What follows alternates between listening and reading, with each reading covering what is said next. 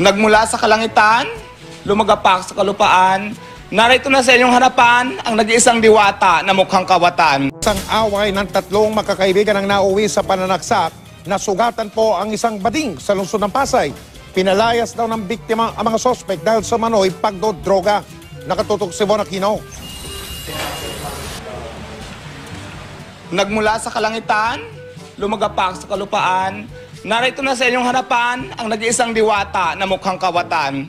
Sa kabila ng mga tinamong sugat sa mukha at kamay dahil sa pananaksak ng kanyang kaibigan, nakuha pang rumampa ng biktimang si Deo Balbuena alias Diwata sa tanggapan ng Pasay City Police Station kagabi. Kwento ng biktima, pinapalis daw niya ang dalawang kaibigang sina Eduardo Montel at Danilo Lucas na nakikituloy sa kanya matapos daw niyang mabuking ang mga ito na gumagamit umano ng iligal na droga. Kasi minsan nahuli ko silang papadsisyon doon sa ilalim ng tulay, kung saan ako nakatira. Sinabihan ko sila, maghiwalay muna tayo kasi madamay pa ako, sabi ko. So ayaw nilang umalis. Nagalit daw mga suspect hanggang sa magkasakitan silang magkakaibigan na nauwi sa pananaksak ni Montel sa kanyang mukha gamit ang cutter. Ako po yung kaaway muna, so nagbuno po kami sa ilalim ng tulay. Hindi niya po ako kinaya kaya bumunot na po siya ng sandata. Tumalon po ako sa tubig. Arestado mga suspect na itinanggi ang paggamit umano nila ng iligal na droga. Nasa mukha ko yun, tingnan yung mukha. Wala sa mukha ko yun, sir. Sa mukha niya, tingnan niyo po. Nagpapadsisyon daw kayo doon? Hindi po totoo yan, sir. Pero aminado silang galit sila sa biktima dahil sa pagpapaalis nito sa kanila. Papalisin niya kami doon sa ilalim ng tulay. Wala nagmamayari ng tulay. Salamat pa nga siya, yan lang nangyari sa kanya. Siguro na babagay kayo sa kulungan kasi mga kriminal kayo, yon. Tingnan mo ginawa mo sa akin, ang ganda-ganda na mukha ko, sinira mo. Maharap sa reklamong attempted homicide si Montel habang illegal possession of bladed weapon naman ang kakaharapin ni Lucas. Von Aquino, nakatutok, 24 oras.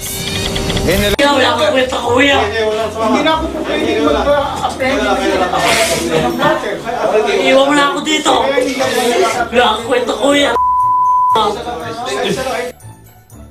Pinagpiyastahan ng mga netizen sa social media ang post na ito ng isang nagpakilalang pinsa ng biktima umano ng cellphone snatching sa barangay Old Balara, Quezon City.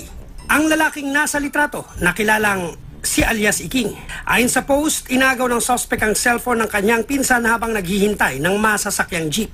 Kahapon, isa na namang babaeng biktima ang lumantad at nagsumbong sa barangay matapos masnatch ang cellphone. Natandaan daw ng biktima ang itsura ng suspect, pati raw ang malaking tato sa kanyang kamao.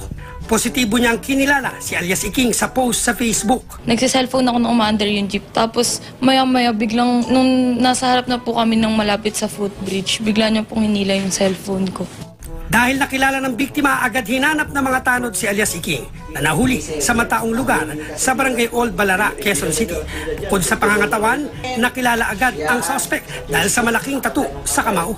Hindi na-recover ang cellphone ng biktima pero nahulihan ng suspect ng dalawang plastic nang hinihinalang shabu. Matagal na ito pinaghahanap kasi masyado itong sikat na snatcher Hindi na nakatanggi ang suspect ng kausapin ng kapitan at di napigil ang pag-iyak dahil sa sama ng loob sa kapatid na kasama niya nang dalhin sa barangay hall. Kuya, wala akong kwenta, kuya. Hindi na ako po pwede mag-append. Iwan mo na ako dito. Wala akong kwenta, kuya. Maging ang mga pulis ng QCPD Station 6, kilala ang suspect na sangkot daw sa akyat bahay, cellphone snatching at pang-hold up. Naaresto na siya noong 1 taon. Dala lang ng pangangailangan, kuya. Cesar Apolinario, nakatuto, 24 oras. Advance ako mag-isip. Look at Antipolo. How much is the land area of Antipolo unused? Good for farming of marijuana. Marijuana can produce plastic that decays in 90 days. Marijuana can cure cancer. Nakapwesto na sa magkakahiwalay na posisyon ang mga undercover police officer.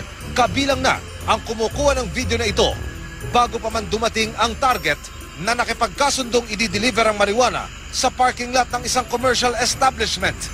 Sa gilid ng pader, sandaling nakipag-usap ang target sa police asset at sa undercover police officer. Iniabot ang marijuana at nang ibigay na ng pulis ang marked money, nagpakilala ng pulis ang tumanggap ng pake-paketing damo at isinagawa na ang pag-aresto sa 25 anyos na si Albert Mangapit, isang call center agent. I'm very sorry for what I've done. Again, I'm ashamed. Nabawi kay Albert ang marked money at ang iniinalang talbos ng marijuana o kung tawagin daw ay top buds. Mas mahal daw ito sa pinatuyong dahon ng marijuana at mas mabili dahil mas swabe raw ang tama ayon sa Anti-Illegal Drugs Unit ng Antipolo Police. Magaling din dahil lang kinokontak niya yung mga medyo kabisado niya na. Yung mga estudyante, yung isang asset nga natin, ganun din nagumpisa na gusto mo, kakaiba to, mga ganyan. Kasi ito yata yung top buds, yung ginagamitan nila ng pipe. Ayon kay Albert, sapat naman ang sinasahod niya bilang call center agent. Pinasok lang daw niya ang pagbebenta ng marijuana para makalikom ng pondo. There's a lot of things you can do about money earned from that.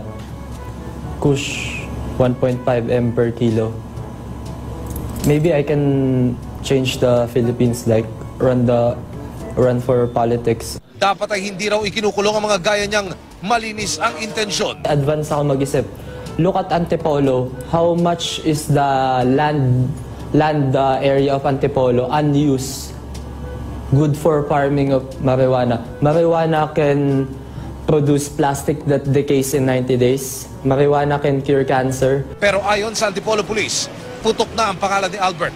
Kapwa raw niya call center agents at mga mag-aaral ang kanyang mga parokyano. Hindi siya nakalis pero ito yung tinatawag naming newly identified siya. Yung mga more on mga street pushing. Emil Sumangil, nakatutok, 24 oras. Ate! Ba't ang istorbo ka ng tulog? Tulog ka ba? Obvious ba? Imbis na hulihin, tinulungan ng mga pulis na makahanap ng matutuluyan ang mag-inang tila naligaw at tumambay sa Pasay. Pero ano nga kaya ang nangyari sa mag-ina? Maaksyon si Gary De Leon. Nag-aabang sa may Taft Avenue sa Pasay ang private shuttle driver na si Julius Dicena nang sumakay ang isang babaeng may kalong na sanggol. Hindi naman daw sila kasama sa mga nakatokang sunduin ni Dicena, kaya agad niyang pinababa ang mag-ina. Pero bigla na lang daw umiyak ang ginang. Doon ako sa Manibela, sarado naman mga pinto ko. Hindi naman siya nakalak kasi hindi naman to manual lang to eh. Binuksan niya yung pinto, bigla umupo dito. Sabi ko, "Te, bakit?" Umiyak na lang bigla. Hindi nagpatinag sa pakiusap ang babae. Ilang saglit pa, nakatulog ang babae sa kanyang kinauupuan. Ate! Ba't ang istorbo ka ng tulog? Tulog ka ba? Obvious ba? Sa puntong ito, nagpatulong na rin ang driver sa mga pulis. Pero nang mag-iiyak ang batang kalong ng babae, naawa na lang ang mga parak at binigyan sila ng tinapay. Inutusan na rin nila ang driver na ihatid sa barangay ang mag-ina.